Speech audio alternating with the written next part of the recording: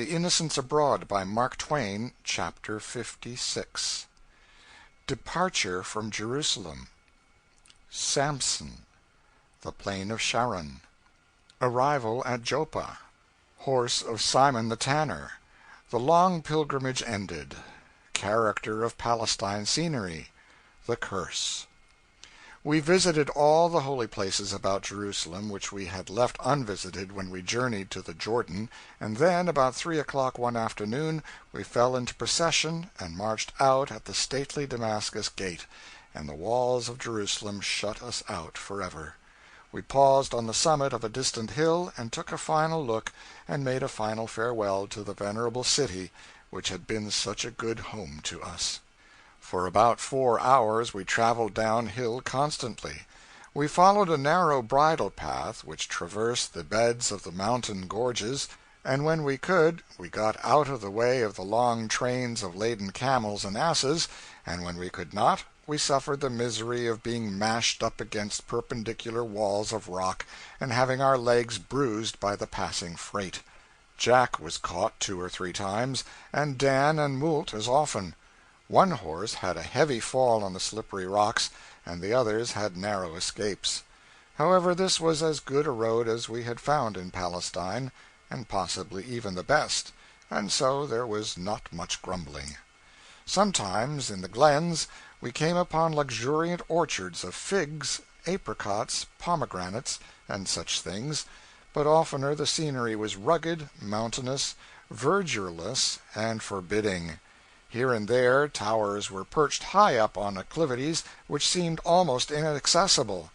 This fashion is as old as Palestine itself, and was adopted in ancient times for security against enemies. We crossed the brook which furnished David the stone that killed Goliath, and no doubt we looked upon the very ground whereon that noted battle was fought.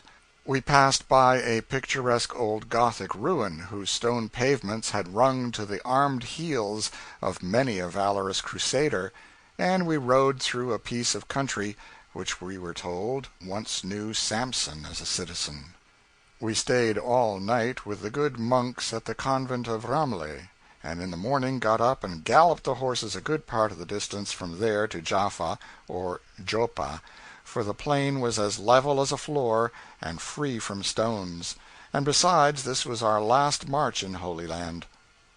These 2 or 3 hours finished, we and the tired horses could have rest and sleep as long as we wanted it. This was the plain of which Joshua spoke when he said, "Sun, stand thou still on Gibeon, and thou moon in the valley of Ajalon." As we drew near to Jaffa, the boys spurred up the horses and indulged in the excitement of an actual race, an experience we had hardly had since we raced on donkeys in the Azores Islands. We came finally to the noble grove of orange trees in which the oriental city of Jaffa lies buried. We passed through the walls and rode again down narrow streets and among swarms of animated rags, and saw other sights and had other experiences we had long been familiar with. We dismounted, for the last time, and out in the offing, riding at anchor, we saw the ship.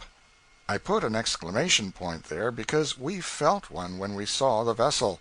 The long pilgrimage was ended, and somehow we seemed to feel glad of it. For description of Jaffa, see Universal Gazetteer. Simon the Tanner formerly lived here. We went to his house. All the pilgrims visit Simon the Tanner's house. Peter saw the vision of the beasts let down in a sheet when he lay upon the roof of Simon the Tanner's house.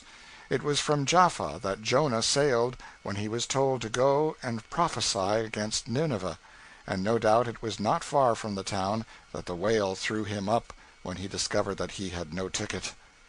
Jonah was disobedient, and of a fault-finding, complaining disposition, and deserves to be lightly spoken of, almost. The timbers used in the construction of Solomon's temple were floated to Jaffa in rafts, and the narrow opening in the reef through which they passed to the shore is not an inch wider or a shade less dangerous to navigate than it was then. Such is the sleepy nature of the population, Palestine's only good seaport has now and always had. Jaffa has a history, and a stirring one. It will not be discovered anywhere in this book. If the reader will call at the circulating library and mention my name, he will be furnished with books which will afford him the fullest information concerning Jaffa. So ends the pilgrimage. We ought to be glad that we did not make it for the purpose of feasting our eyes upon fascinating aspects of nature, for we should have been disappointed, at least at this season of the year.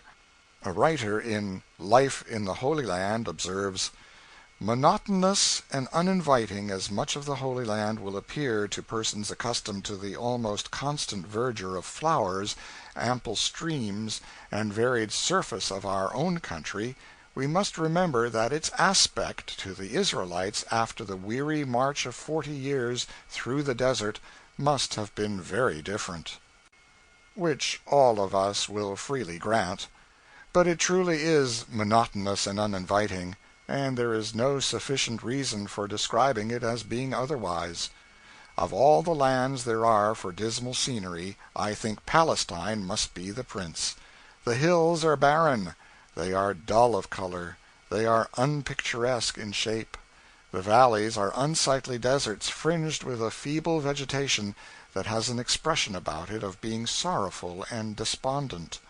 The Dead Sea and the Sea of Galilee sleep in the midst of a vast stretch of hill and plain wherein the eye rests upon no pleasant tint, no striking object, no soft picture dreaming in a purple haze or mottled with the shadows of the clouds.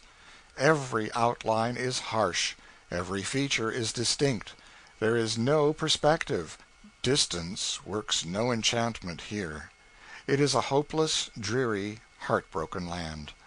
Small shreds and patches of it must be very beautiful in the full flush of spring, however, and all the more beautiful by contrast with the far-reaching desolation that surrounds them on every side. I would like much to see the fringes of the Jordan in springtime, and Shechem, Esdraelon, Ajalon, and the border of Galilee, but even then these spots would seem mere toy gardens set at wide intervals in the waste of a limitless desolation. Palestine sits in sackcloth and ashes. Over it broods the spell of a curse that has withered its fields and fettered its energies. Where Sodom and Gomorrah reared their domes and towers, that solemn sea now floods the plain, in whose bitter waters no living thing exists, over whose waveless surface the blistering air hangs motionless and dead, about whose borders nothing grows but weeds and scattering tufts of cane, and that treacherous fruit that promises refreshment to parching lips, but turns to ashes at the touch. Nazareth is forlorn. About that ford of Jordan where the hosts of Israel entered the promised land with songs of rejoicing, one finds only a squalid camp of fantastic Bedouins of the desert. Jericho the accursed lies a moldering ruin today, even as Joshua's miracle left it more than 3,000 years ago. Bethlehem and Bethany, in their poverty and their humiliation, have nothing about them now to remind one that they once knew the high honor of the Saviour's presence. The hallowed spot where the shepherds watched their flocks by night, and where the angels sang peace on earth, good will to men, is untenanted by any living creature, and unblessed by any feature that is pleasant to the eye. Renowned Jerusalem itself, the stateliest name in history, has lost all its ancient grandeur, and is become a pauper village. The riches of Solomon are no longer there to compel the admiration of visiting Oriental queens. The wonderful temple, which was the pride and the glory of Israel, is gone, and the Ottoman crescent is lifted above the spot where, on that most memorable day in the annals of the world, they reared the Holy Cross. The noted Sea of Galilee, where Roman fleets once rode at anchor and the disciples of the Savior sailed in their ships, was long ago deserted by the devotees of war and commerce, and its borders are a silent wilderness. Capernaum is a shapeless ruin. Magdala is the home of beggared Arabs. Bethsaida and Chorazin have vanished from the earth, and the desert places round about them, where thousands of men once listened to the Saviour's voice and ate the miraculous bread, sleep in the hush of a solitude that is inhabited only by birds of prey and skulking foxes. Palestine is desolate and unlovely, and why should it be otherwise? Can the curse of the Deity beautify a land? Palestine is no more of this work-day world. It is sacred to poetry and tradition. It is dreamland. End of chapter 56.